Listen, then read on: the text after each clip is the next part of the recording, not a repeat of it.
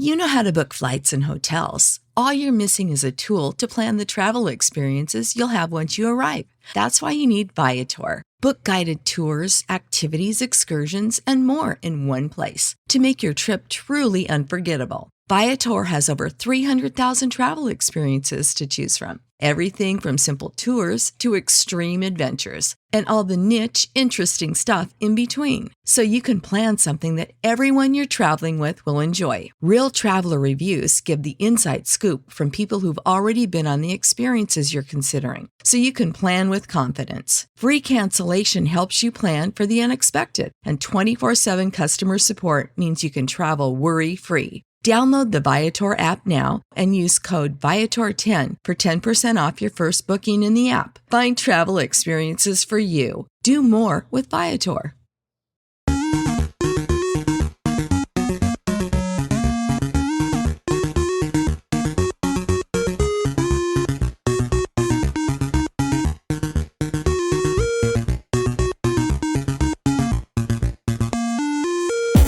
Hey guys, welcome back to Three Terrible Gamers podcast. This is episode 84 and I'm here with Colin. Hey guys. Alright, we got a couple from last week and we'll go ahead and get into those. Nintendo Switch Online got F-Zero on its list and its updates. What is it? F-Zero maximum velocity? Yep. I believe so. Yeah, so it's a Game Boy title. It's for the Nintendo Switch Online, the expansion pass, because that's the one where the Game Boy Advance is on. So this was last week. So it said today's edition of, Game Boy Advance lineup comes from the heels of Mario Day editions. It comes in from the original Dr. Mario, Mario Golf, and Mario Tennis Game Boy titles that landed a couple weeks back, but this time Nintendo is taking Game Boy Advance lineup into overdrive with the future classic mobile racing experience, which I didn't even know up until this point, but F-Zero had got a GBA release back in the day. I didn't either because we weren't really into the F-Zero franchise, so we knew about Captain Falcon and everything because of Smash Brothers, but yeah, I didn't really get into the F-Zero. I've still only played the GameCube F-Zero game, is it? And I've just played it a couple times. I haven't even done that. Yeah. So it just says the classic Game Boy Advance game F-Zero Maximum Velocity will make its debut on the Nintendo Switch system on March 29th. Like I said, it's last week, so it's already out, obviously, because the time of recording is April 5th. But it says it's available for everyone with the Nintendo Switch Online Plus Expansion Pack membership as part of the Game Boy Advance Nintendo Switch Online library. And it just tells you about the game and everything, which F-Zero is definitely a franchise that seems like Nintendo has forgot about. They did come out with F-Zero 99 a couple months ago, but other than that, they haven't seen a new game since the GameCube F-Zero GX or whatever in the early 2000s. Say what, that was 03, 04? Yeah, something like that. It was a long time ago. Yeah, I think Nintendo's just testing waters with different games now just to see what they can and don't want to bring back, per se. Yeah, I think a good idea for them would be to remake F-Zero GX and sell it on the Switch and see if there's players interested.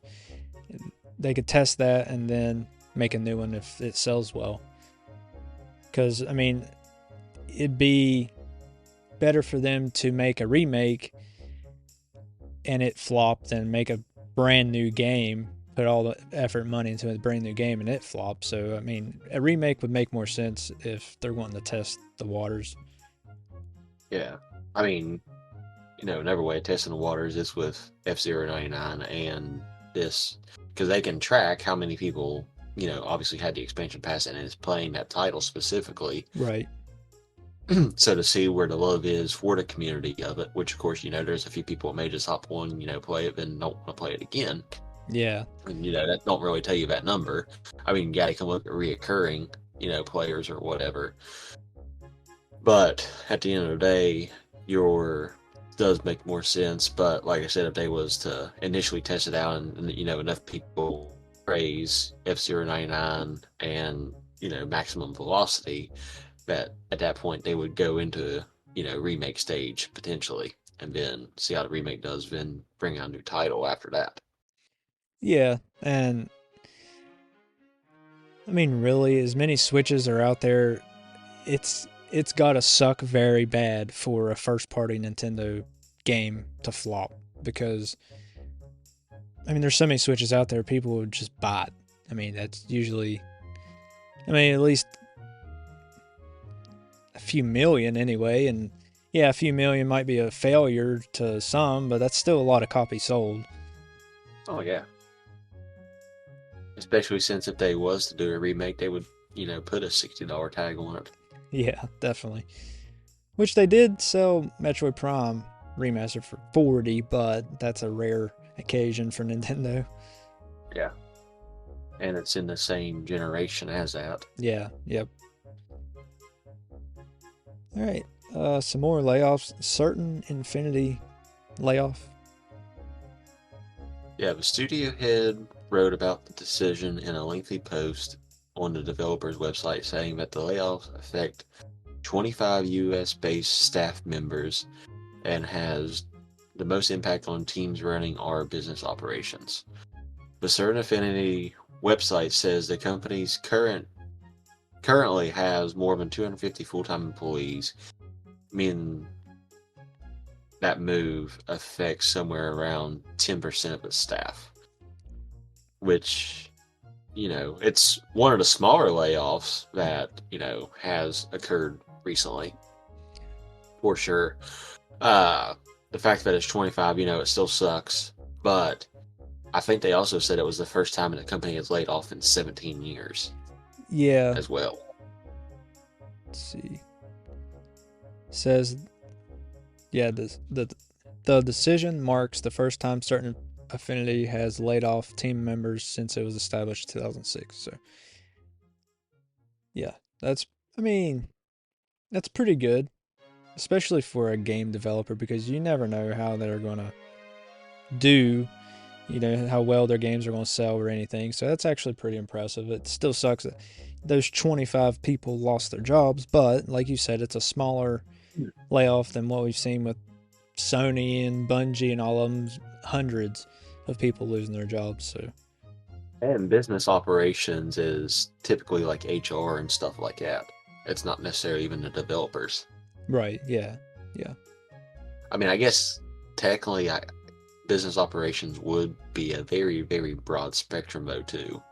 What makes because the technically business anything that run? makes the company run would be an operation of the company. Yeah, I mean, so the developers do make the company run. So it could be, people from HR all the way down to developers. Yeah. But definitely just saying business operations makes it seem like that it is just, the office workers of the situation, when but it does say most, so obviously there is a mixture of different types of employees. Right, but if you think about that, those would be the people that would be last to lose their job, usually. Yeah. Because usually they're marked as the higher ups, right. Quote unquote. Yeah. Who knows? They didn't really specify exactly. That's what they said. So who knows? But still, 17 years without having to lay somebody off is, good. It still sucks that 25 people, managed to do it this time around, but it's a common occurrence. Yeah, right now, I mean, there's tons. I mean, it seems like at least once a month we're getting new layoffs. Sometimes,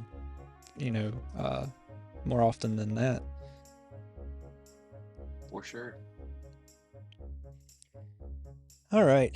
So I sent this to you, and I just thought it was worth talking about because GameCube's my favorite system of all time, and it's really cool. This $15 device takes the GameCube online again. Yeah, so obviously its competitors back in the day, PS2 and, Xbox, had the capabilities of going online as well. GameCube was a little bit harder, or I mean, had the capabilities, it just was never really brought to life. Just a couple games, and the broadband adapter was so expensive. Yeah. But WebHDX's ETH2 GC is available in two variants, Sidecar and Life. The Sidecar version can be purchased either as a do-it-yourself for $35 or fully assembled for $45, while the I said Life. I meant Light. My bad. My T turned into an F somehow. Yeah, that's all right. On one section of it. Autocorrect must have hit me a little bit. Yeah. But the light version has a $15 do-it-yourself option and a $25 assembled version. The sidecar one is more desirable as it can be installed out of the box without impeding the use of the Game Boy Advance accessory, which is that thing that was on Summers that you found in that house that you guys had. It's on. Oh, it's right here, over here. It's on my orange one now. The same one. Gotcha. But working in conjunction with the popular Swiss homebrew OS, the ETH2 GC takes your GameCube online with relative ease and opens up the potential for some amazing fan-made projects. So yet again, not much of a modder myself personally, but so I'm assuming that the do-it-yourself is going to involve soldering and stuff like that. I haven't really seen, probably a little bit, which usually kits like that, it's pretty beginner friendly soldering, so. But I mean, if once I find out, I can always let you guys know, keep you guys up to date, but I'm not exactly sure if it involves soldering or not. Most of the time, a DIY kit does involve a little bit of soldering. Unless it specifically says plug and play. Right. Yeah, or like you said, you can, for $10 more, you can get it fully assembled and you don't have to do any soldering. So for some people, that $10 is worth not messing up a $35 device. Yeah. But yeah, I thought this was pretty cool because, like it said, you could play some fan-made games, which there's people working on a multiplayer version of Twilight Princess. So you can play together on Twilight Princess online, and then Mario Kart Double Dash as well. And I'm sure several other games like Super Mario Sunshine and other ones, Wind Waker, will come here in the future. Yeah, Melee, that'd be. You can already play Melee online on PC, which I've played a bunch, but not on a native GameCube like this. Yeah. So I just thought it was really interesting. Let's see. And they said it's going to be open source, which means just anybody can get the source code and make whatever they want for it. That's really cool. Probably definitely try it out because my orange GameCube, I have the GC loader in it, which has that Swiss that you was talking about. So all I'd have to do is get that adapter and I'd be able to play online with whatever. It's a Japan one, isn't it? Huh? Is that the one you got ordered from Japan? The orange one, yeah. Yep. All right, we'll move on. The Zelda Movie director talks about the direction of the movie. Everybody quit saying that it's a Lord of the Rings spinoff or version of it. That's basically what the guy said, but he said a lot of things with it. So He did. Ball said in his version of the live-action Zelda movie, which I guess this guy's done Planet of the Apes stuff and Maze Runner series. Yeah. Yep. So his vision for the live-action Zelda movie is, like I said, it's going to be like 5 or 6 paragraphs, but this is all quotes from him. This awesome fantasy adventure movie that isn't like Lord of the Rings, like I just said at the beginning of it. He made that loud and clear. It's its own thing. I've always said I would love to see live-action Miyazaki. That wonder and whimsy that brings to things. I would love to see something like that. It's going to be awesome. Fall continued. My whole life has led up to this moment. I grew up on Zelda, and it's the most important property. I think it's untapped IP, if you will. So we very much are working hard to do something. We're not trying to do it because we can, but because we want to make something really special. And like I said just a few seconds ago, Ball's best known for Hollywood directing Maze Runner movies, and then Kingdom of the Planet of the Apes specifically, which opens the theaters over Memorial Day weekend year. So I guess the Kingdom of the Planet of the Apes is going to be a new movie.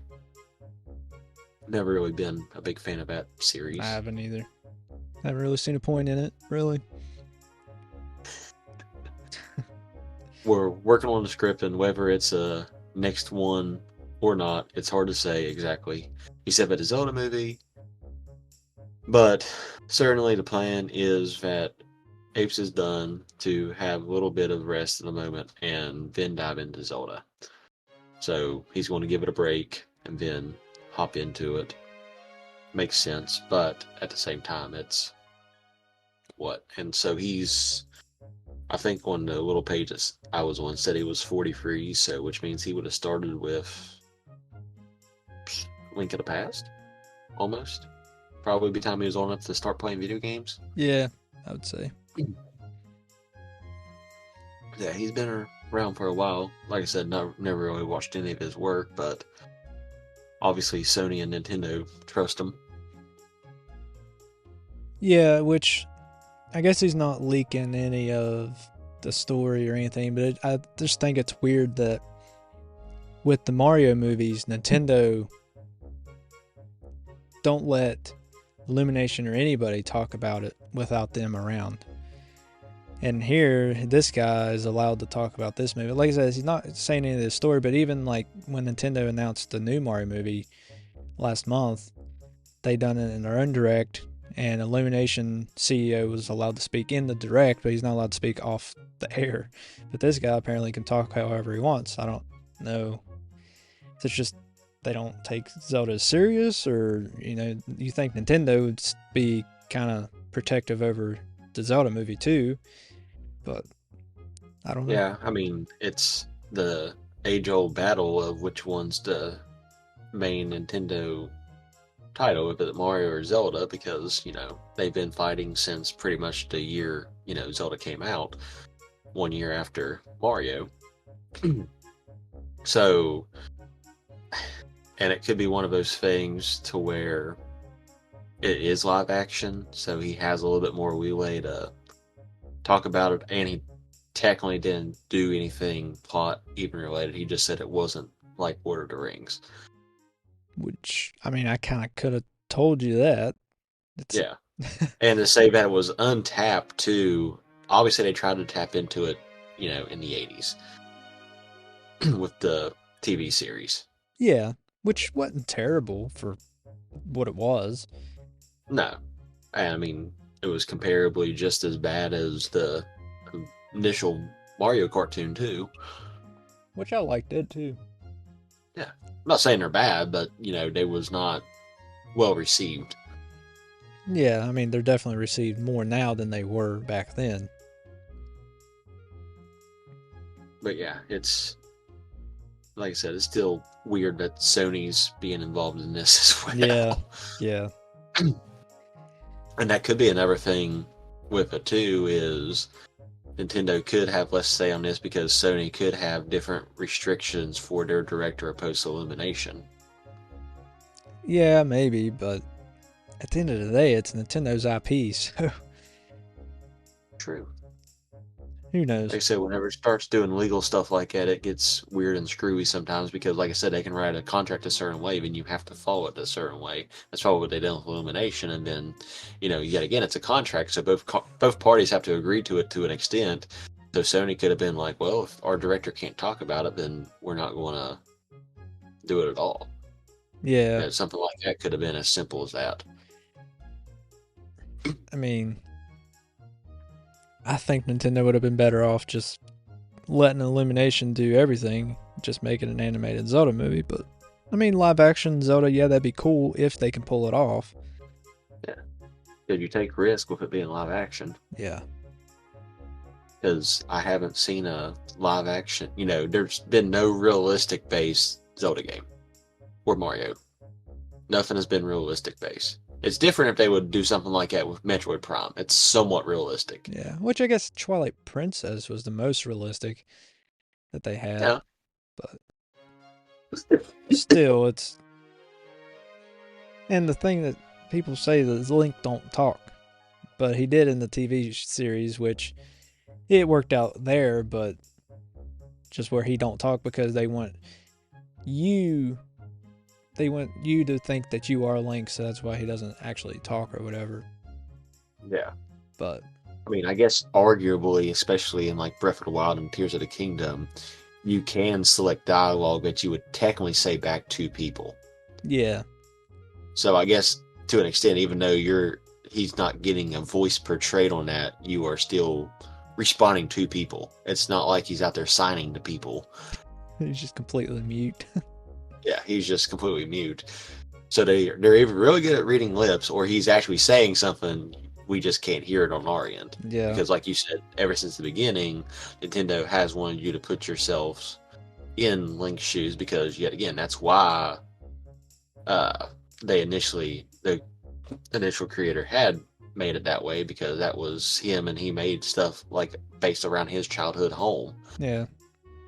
That's how the game was based, and that's how he felt like he was Miyamoto. adventuring. Yeah. I want to say Miyamoto, but I couldn't quite remember that one. Yeah. Because he left Tana too. Yeah.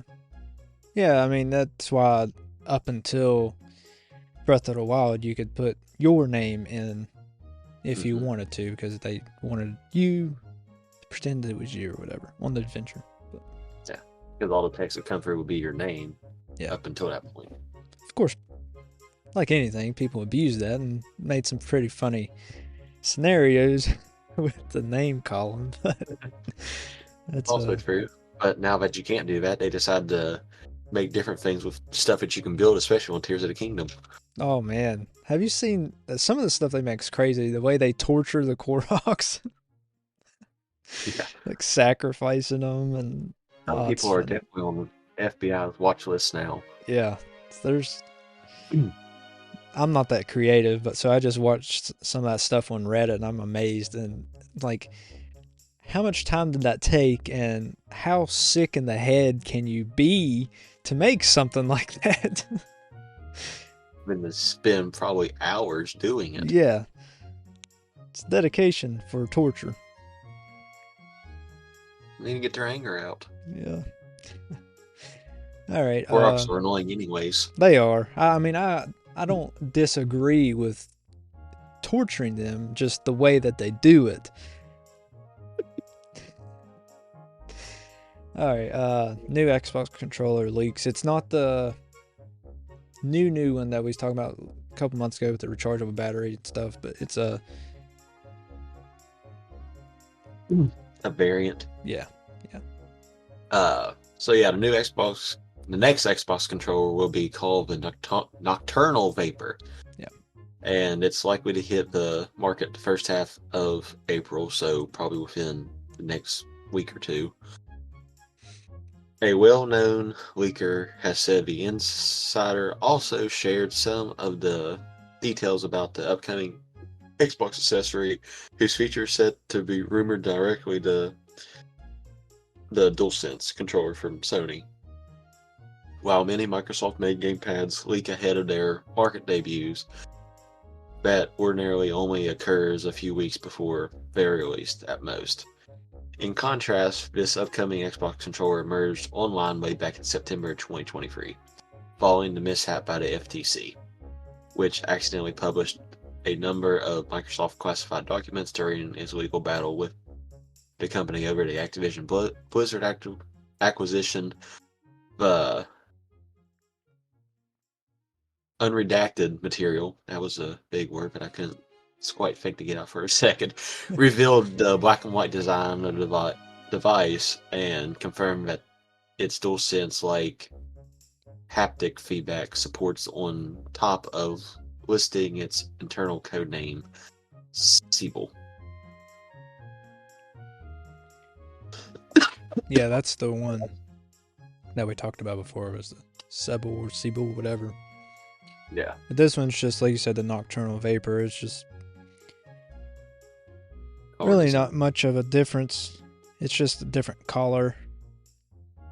It's like a dark army green that I've seen. I mean, it looks good, but just a different color. And it said available. Being the fact of its capabilities, do you think it's going to be like a $80 controller compared to a 60, Probably. or if not Hmm. higher? Yeah, I don't know. 80. What are the pros? Almost 200, Yeah, or their version of pro, anyways. I guess I should say. the Elite. Yeah, the Elite. Yeah, I mean, probably around $80, I would say. But this one here says available for pre-order. Well, it was available pre-order the 2nd of April. So time of recording, 3 days ago.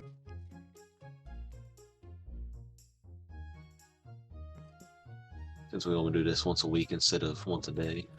Yeah. Well, it says the release date itself will be on the 9th of April, which at time of recording is 4 days from now. Yeah, my article didn't say that. Yeah. So actually, the day this comes out, it'll be available. The release date.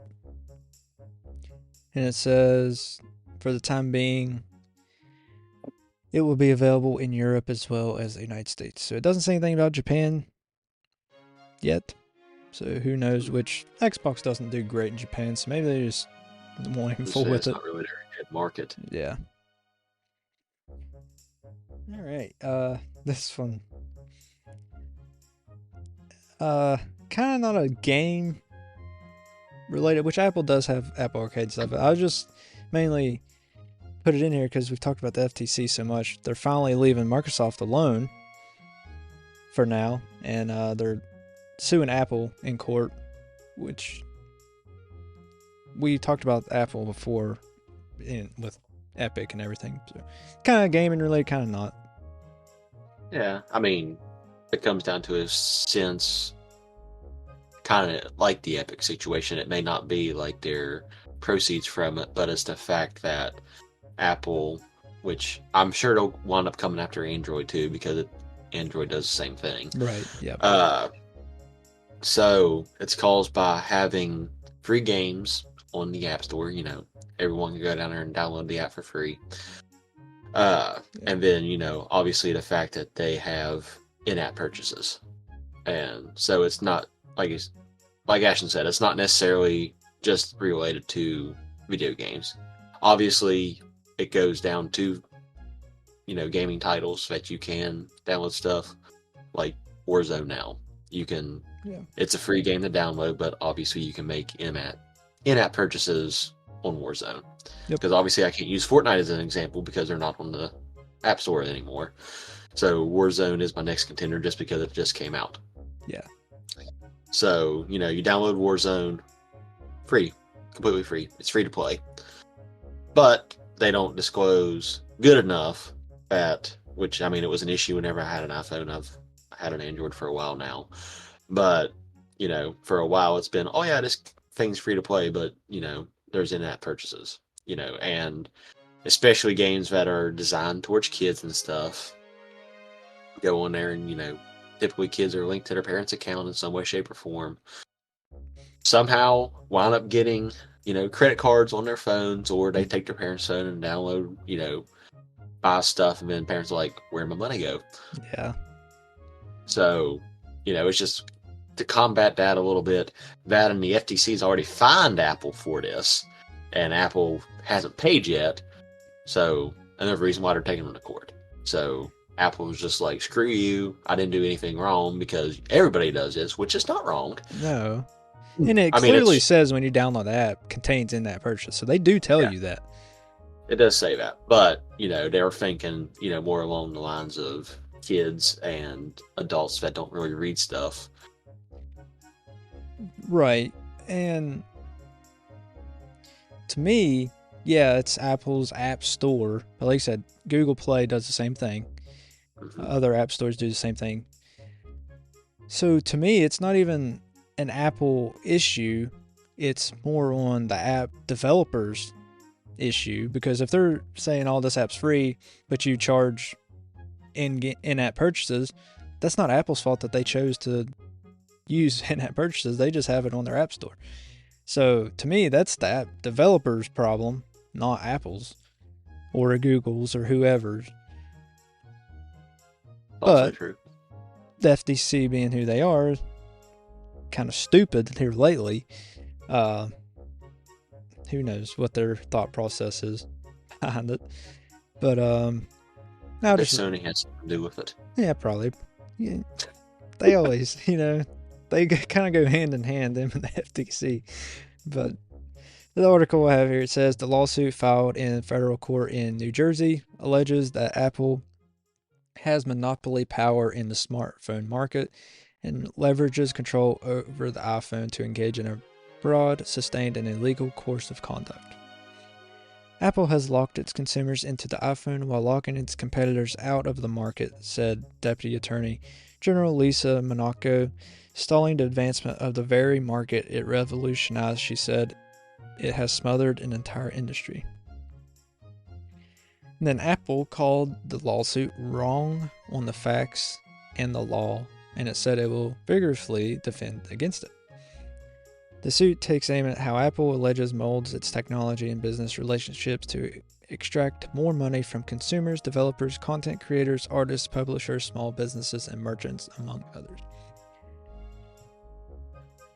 The Apple App Store has been the same since it came out on the first iPhone, and they're just now having issues with it. I don't understand it.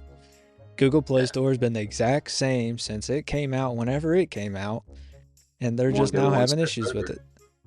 I'm going to make it about gaming because Xbox and PlayStation occasionally has free games. What can you do in those games? You can buy in-game content.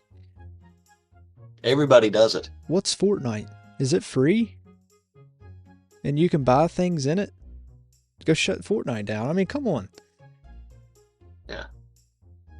Like I said, it's not necessarily, is it wrong to an extent? Both parties are to an extent, yes. But does Apple have it in plain as day writing that this thing contains in-app purchases in fine print? Or still right there underneath the logo? Yes. But it's one of those things, yet again, FTC just wants money from somebody. Yeah, because they lost so much during the Activision lawsuit. Because literally everybody does it. They're like the freaking restaurants calling stuff boneless wings when they're nuggets. Yeah. Technically, there's no such thing as a boneless wing. No. They're all nuggets. Yeah. And like you said, Sony, Xbox, even Nintendo, they have free stuff on their eShop. Free games that have in-app purchases. Maybe they're not made by Nintendo, but most of the apps that they're talking about aren't made by Apple either. So, like I said, it should be the app developer getting sued, not Apple. Just because Apple has it on their app store, so does Google, so does Xbox, so does Sony, so does Nintendo. So why? It don't make any sense. The FTC is a joke. The whole industry does it. Exactly. So how does that make Apple a monopoly controlling consumers? And it's so stupid. In my opinion, it's stupid.